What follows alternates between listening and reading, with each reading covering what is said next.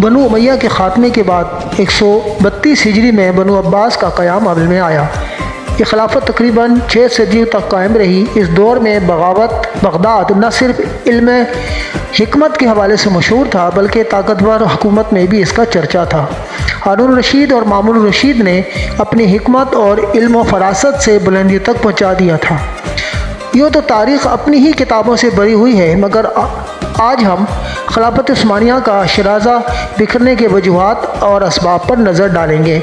ناظرین، اس ویڈیو کی ایپیسوڈ 1 میں آپ کو بتا دیا تھا کہ کس طرح انگریزوں نے سلطنت عثمانیہ کی بادشاہت میں سے ہی وہ غدار تلاش کیے تھے جنہوں نے سلطنت عثمانیہ ہی نہیں بلکہ تمام عالم اسلام کی پیٹھ میں چھرا گھونپا تھا۔ ان غداروں میں حسین ابن علی، جنہیں شریف مکہ بھی کہا جاتا ہے، اس نے مکہ اور مدینہ کی حرمت کو بھی پامال کیا۔ کاردار پاشا، یہ بھی انگریزوں کا اعلیٰ کار بنا اور عثمانیہ سلطنت میں بھونچال پیدا کر دیا تھا جب عثمان دوئم کو پھانسی دے کر اختیارات کو مکمل اپنے ماتحت کر دیا تھا۔ اس کے علاوہ خائن احمد پاشا اور دندار بے اور احمد سعد الدین کوپیک، یہ وہ لوگ تھے جنہوں نے سلطنت عثمانیہ کے زوال میں اہم کردار ادا کیا۔ ناظرین، 100 سال کے بعد لوازم ختم ہونے والا ہے، مگر کون سی شرائط تھی جن پر ترکی کو اس قدر اپاہج کیا گیا کہ وہ 100 سال تک اپنے پاؤں پر کھڑا نہیں ہو سکتا؟ نمبر 1، خلافت عثمانیہ ختم کی جائے اور ان کے جانشینوں کو جلا وطن کر دیا اور مال و دولت پر قبضہ کیا گیا۔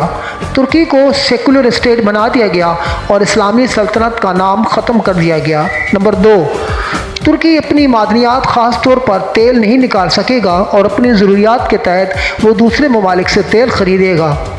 نمبر 3، ترکی میں عربی زبان کو ختم کر دیا گیا اور اذان کو عربی زبان میں دینا ممنوع تھا۔ نمبر 4، فاسفورس عالمی سمندر شمار ہوگا اور ترکی یہاں سے گزرنے والے بحری جہازوں سے ٹیکس وصول نہیں کرے گا۔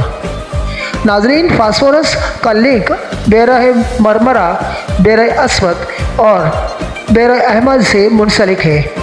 اس کی اہمیت اور مقام کا اندازہ یوں لگایا جاتا ہے کہ یہ نہر سوئس کے مقابلے میں ہم پلہ عالمی تجارت میں ریڑھ کی ہڈی کی اہمیت رکھتی ہے۔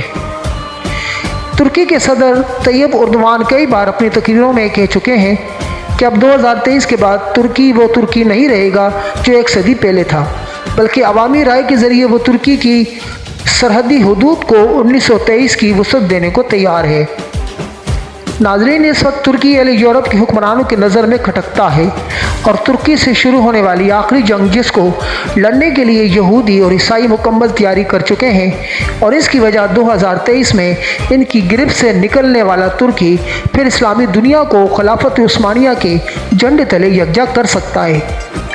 ایک طرف ترکی میں 4 نسلوں کی پرورش جو کہ سیکولر معاشرے کے طور پر ہوئی، اور دوسری طرف خلافت عثمانیہ کی بحالی اور علاقائی حدود کی وسعت میں بحالی ترقی کے لیے ترکی کے لیے خود ایک بہت بڑا چیلنج ہے۔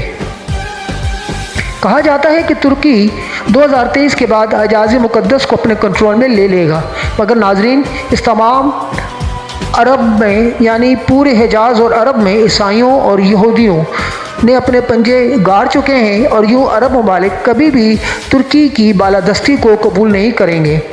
پھر یہی صورتحال دنیا کو تیسری عالمی جنگ میں دھکیلنے کا پیش خیمہ ہوگا۔